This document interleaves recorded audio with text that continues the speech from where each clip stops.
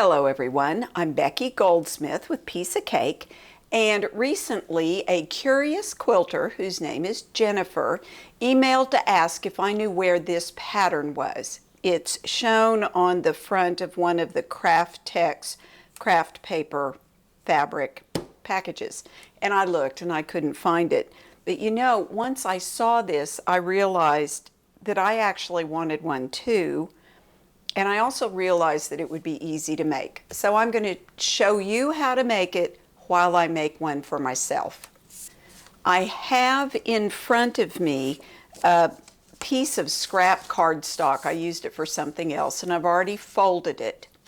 And I've got a pair of scissors. These are scissors I've had a long time.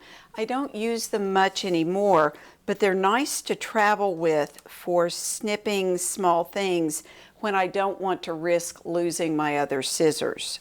What I'm doing is placing the center of the scissor along the fold.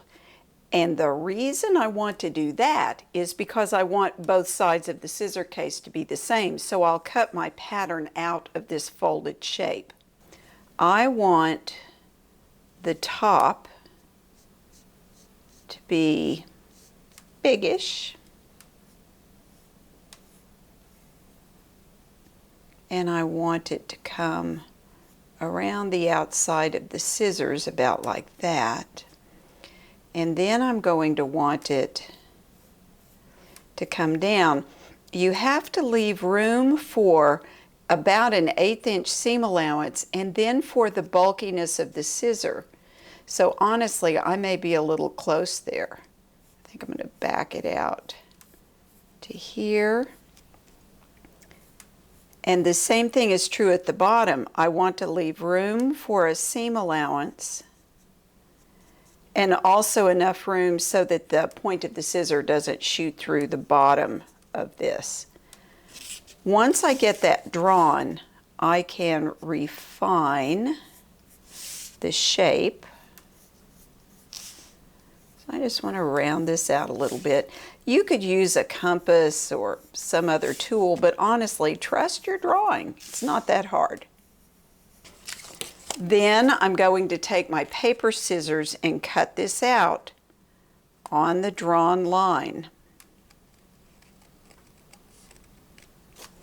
Now I can open this up and place this on top and see that, yeah, I think this is going to be a nice buffer around the outer edge of the scissor blades. So, nice. Now, the bottom of this pattern, see how there's this flat part that's right here, but it is the same shape as this. I have several scraps of KraftTex, and I like all of these colors. I like all of them together. But I do have some thread in my sewing machine that's this green. So what I really want to do is find the contrasting color that I like the most, and I think it's this. So I'm going to place the pattern on top and trace around it. And I cut my pattern out of the English paper piecing paper, which is a lovely cardstock. If I was making a lot of these, I might cover this with the peel and stick laminate, but honestly, it works really well just at this weight for this. When it comes to the top piece, we have choices. The original has this second piece ending right here, and that works. But it could as easily come a little higher up. It could even come much higher up to protect more of the scissor loops. So when I look at mine, I know I'm going to want to be able to grab the scissors pretty easily, but I do think I want more of the scissor encased. So I think I'm going to put mine right about here. I could do this with a ruler and measure down, but I can also fold that down, matching the center lines, my center folds. And then that tells me right about there and right about there is where I want to go. So I will trace this and cut it out and come right back. If you have pencil lines showing, you can go ahead and use your eraser and erase them before you go any farther. And then pair up the two shapes, and if you need to do any trimming, now is a good time to do that.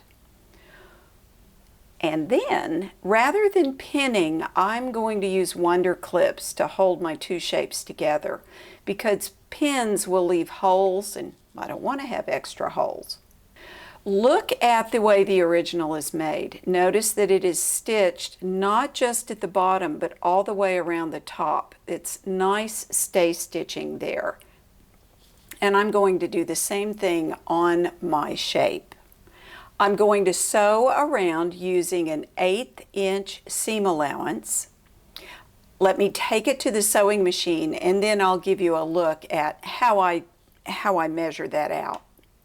I wanted to point out that when I sew this sort of thing, I put my open toe embroidery foot on my machine and I move the needle over to the space that allows me to sew the size of the seam allowance that I want. In this case, I moved my needle over twice and I've got it set at 3.00 for my stitch length, and I use the inside edge of the foot to guide the cut edge of the shape as I sew through. And I take it slow, not quite that slow, but I'm trying to see around the camera. Just like that. When you get to a place that you need to pivot, make sure your needle is down and rotate. I did a little bit of a back stitching here, and I will sew over this join again and then back stitch it. It's really very easy. So here it is all sewn. Let's double check and see if it fits.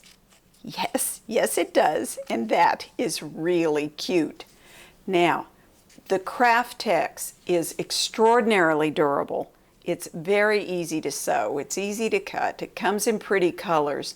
You could make just one, as I have here, or you could make scissor sheaths for all of your scissors, a matching coordinated group.